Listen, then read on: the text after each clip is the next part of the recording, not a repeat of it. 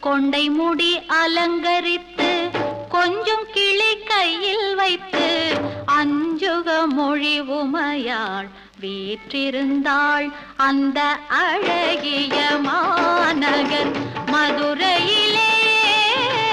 மதுரையிலே மதுரையிலே மதுரையிலே